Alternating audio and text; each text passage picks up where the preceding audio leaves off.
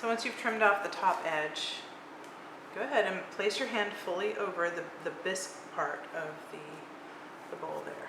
And it should just kind of fall right out. So you can see here the texture that I used. Here's the bowl.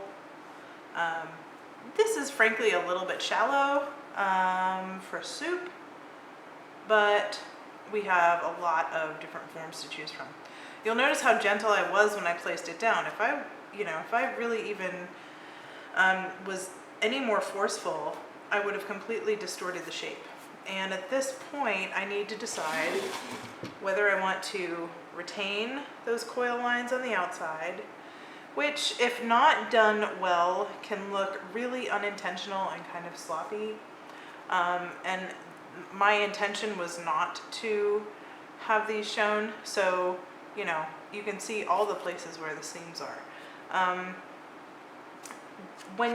If you want to try, using the coil on the outside as a design feature, that's fine. You just want to be a little bit more aware of, making sure that the consistency of your coils is accurate, and what I mean by that is like the diameter of them is consistent, and that you're being aware of where the seams are.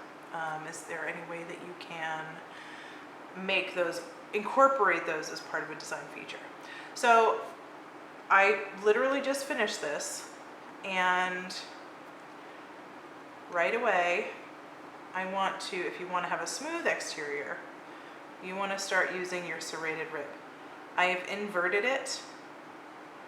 I've made sure that my rim is not terribly distorted, and I can tell that by looking at the concentric circles on the banding wheel and making sure that they're fairly equidistant from the concentric circle to the edge of my bowl.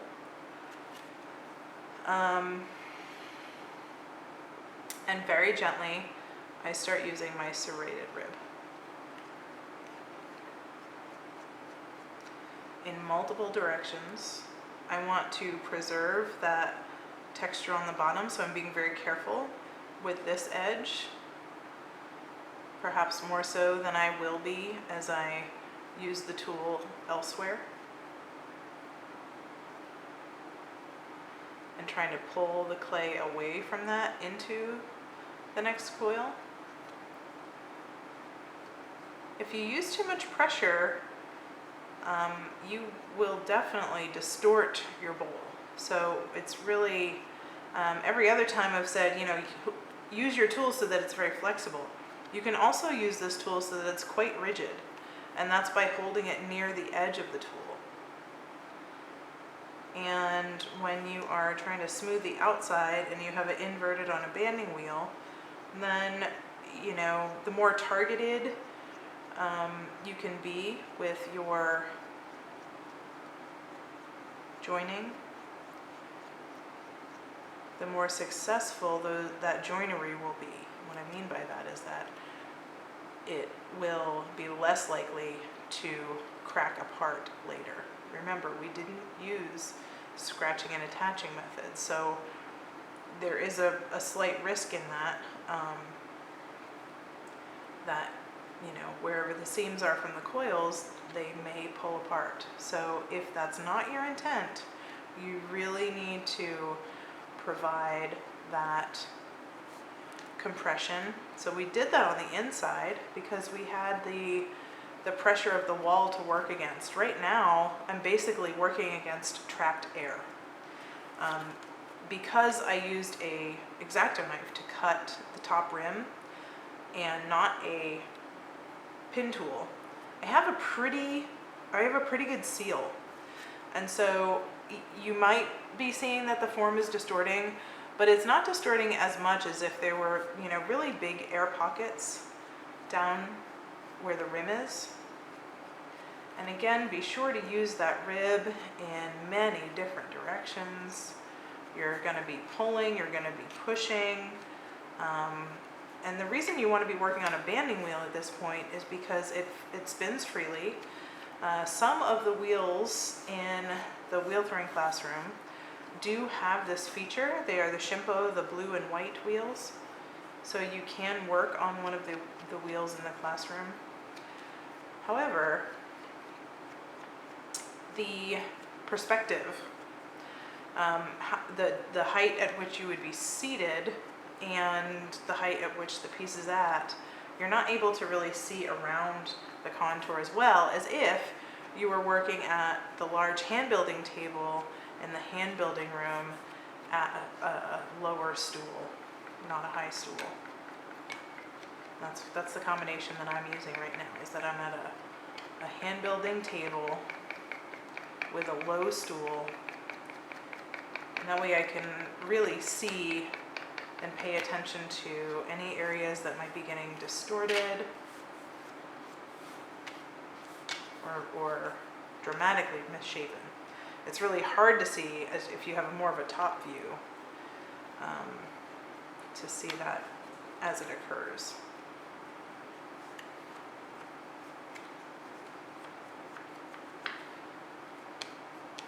Now, you might be going, wow, I really kind of like that texture. So it's, that's fine.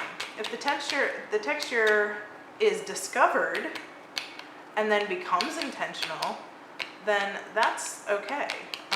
Because as it becomes intentional, you might realize that, oh, if I retain my movement here and spin at about the same frequency, I create another pattern of this texture, and it looks a little bit more intentional. Or if I hold my tool like this, I can get some nice horizontal banding, okay?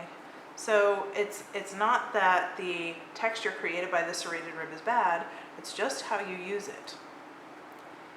Okay, personally, I'm gonna, go the extra mile here and use my smooth rib and smooth it out. But there's a lot of opportunity to appreciate the texture created by your tools.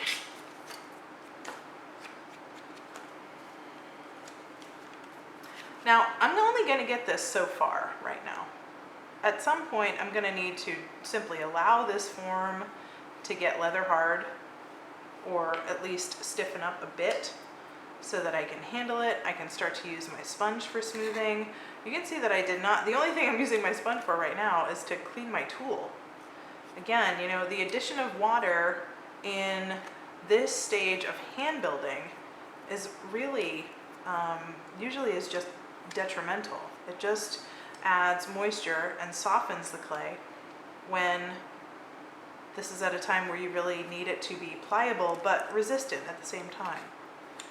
The only way for that to happen is to not use water on it.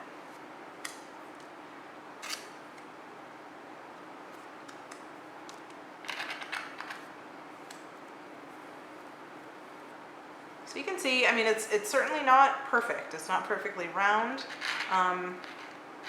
Hand-built bowls aren't. This is more distorted than it needs to be right now because of the amount of pressure that I'm using on it to make it smooth. But as it stiffens up, I'm going to have the opportunity to reshape it and fine-tune that form. If you have trouble getting it off the banding wheel, you can always use your wire tool to pull underneath. And sometimes you don't really need to pull that much. You can just get enough so that you have a little bit of air underneath it, and then you can flip it over. Again, you have to, the best F is finesse here. Best F to use right now is just finesse. And so because I know that when I applied a pretty good amount of pressure on the outside, the form kind of went like that. Now, if that's the form that you want, that's fine. That's not the form that I want for this bowl. I want it to be more like, rounded up at the top. So I'm taking the opportunity now while it's soft to go ahead and use my fingers and simply tuck that rim back in. And this is so easy to do because I'm using the banding